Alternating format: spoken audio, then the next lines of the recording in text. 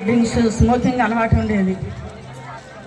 అట్లా ఉన్నప్పుడు మా నాయన ఒకసారి కాక ఎన్నోసార్లు చెప్పినాడమ్మా, నీ కొడుకు నిన్ను సాకడు, నిన్ను చూడడు, వాళ్ళు డబ్బు మనుషులు వాళ్ళ అని వాళ్ళ ఇంటి పేరు చెప్పి మా నాయన చెప్పేవాడు అనమాట. అట్లా అంటావు నాన్న, ఉన్నది ఒక కొడుకు అట్లా చాకడ చూడడు అంటే ఎట్లయితుంది అని నేను అనుకునేదాన్ని. మా నాన్న ఆ రోజు ఆ మాట చెప్పినప్పుడు నేను ట్రైన్లో ప్రయాణం చేసి వస్తున్నాను, నా కొడుకు నేను ఇంట్లో కూర్చున్నాము. ఒక సాధు వచ్చి అందరు కూర్చొని మేము సీట్లో కాదు కింద కూర్చున్నాము. ఆయన వచ్చి అమ్మ బాబు ఎవరు అంటే నా కొడుకు తటానాడు, ఈయన నిన్ను చూడడు, నిన్ను పట్టించుకోడు రాబోయే రోజుల్లో అన్నాడు. నా మనసులో నేను నవ్వుకున్నా. మనుషులు ఏదైనా చెప్తారు వాళ్ళ ఆలోచన కొద్ది దేవా అని డోంట్ కేర్ అని చెప్పిన. నా కొడుకు నన్నెందుకు చూడడు, నా దేవుడు ఇచ్చినది ఒక కొడుకే నన్నెందుకు చూడడు అని నేను అప్పటి నుండి కూడా దేవుని ప్రార్థన చేయడం మొదలుపెట్టిన. ఎక్కడ కానీ లోకానుసారంగా తప్పిపోకూడదు ప్రభా, నా కొడుకు డ్రింక్స్ మానివేళ, నీలో ఎదగాలి, నీ వైపు చూడాలా తండ్రి, ఉన్న ఒక కొడుకు లోకానికి అప్పగించలేను నేను అని కన్నీటి ప్రార్థన చేయడం మొదలుపెట్టిన. అప్పుడు ఏమైనా ఒకసారి చెట్టులో ఒక తిక్కు తన దొంతరికెట్టి పండు పెట్టినప్పుడు తన దొంతరలో ఒక పాము, నాగంపాము పోయినప్పుడు ఏమైందంటే అక్కడ కాసిపిల్లి ఆ పాముని 4-5 ముక్కలు తన నోటితో కొరికి పడేసింది అన్నమాట.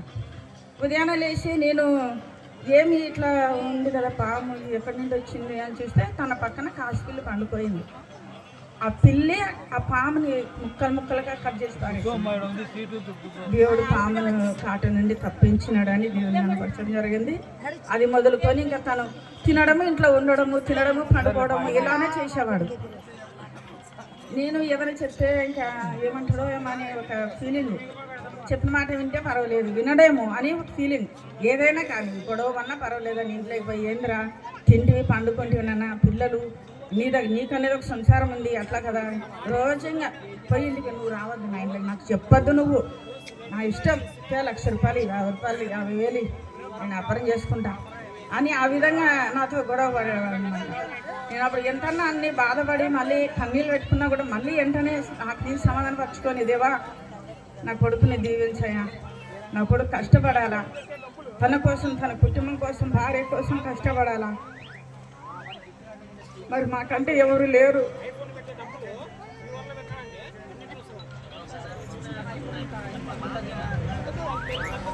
కష్టాలు అనుకుంటే ఎన్నో ఉన్నాయి.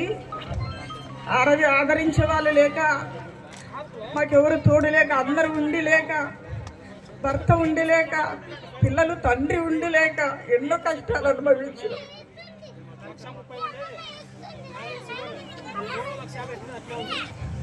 కాబట్టి తనతో ప్రతిరోజు గొడవ పడడం, ఎందుకు ఇట్లా తిని పండుకుంటే ఎట్లా, నువ్వు కూడా మీ నాయన అప్పులు చేసి దేశం అంతా పేరు పడతావా, వద్దు నువ్వు కష్టపడాలి, నువ్వు బాగుండాలి, కష్టపడాలి, వట్నాలు చేయని గొడవ పడి ఇంకా గుత్తి ప్రయత్నం చేసిన ఇంకా పోయినాడు, ఇంక గుత్తికి వెళ్ళిపోయినాడు. అక్కడ ఒక దేవుడు వ్యాపారం చూపించి అక్కడ రోజు వ్యాపారం చేసుకుంటూ ఉండడం జరిగింది.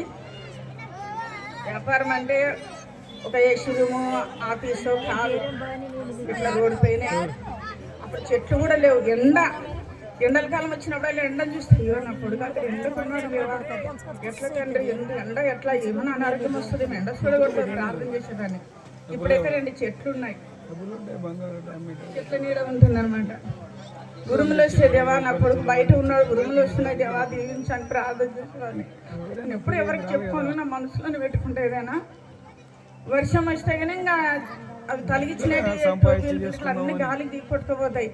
అప్పుడు నేను పోయినప్పుడు దేవా తండ్రి కొడుకు వర్షం ఉరుములు గాలి నైనా ఎండ వానిపైనే, గాలి వానిపైనే, వర్షం వానిపైనే, తింటాడో లేదో తెలియదు అసలు. ఇంకా 4-3 వెళ్ళేసి షాప్ వేసుకుని ఎందుకు చెప్తున్నానంటే కష్టపడకుండా ఏది రాదు ఎవరికైనా. నేను సంపాదించుకునేటప్పుడు నా కొడుకే వెళ్ళినాడమ్మా, నేనే పెట్టుకున్నాను. నేను నాకు కొంచెం బంగారు కొనిచ్చానమ్మా, పెట్టుకొని నువ్వు కూడా ఎక్కడని పోతే అందరిలాగా నువ్వు కూడా బాగుండాలని కొనిచ్చినాడు. కానీ నా కొడుకు నేను ఇంతవరకు ఏమి ఇవ్వలేదు, తన కష్టమే. అందుకే తను చెప్తూ ఉంటాడు ఎక్కడ పోయినా, మా అమ్మ ప్రార్థన, దేవుని కృప, ఇవి 2 తప్ప ఏం చెప్పాడు. ఇంకా నేను ఎందుకు కష్టపడినా అని కూడా చెప్పాడు. మా ప్రార్థన దేవుడి కృప, మా ప్రార్థన దేవుడి కృప అంటుంటాడు.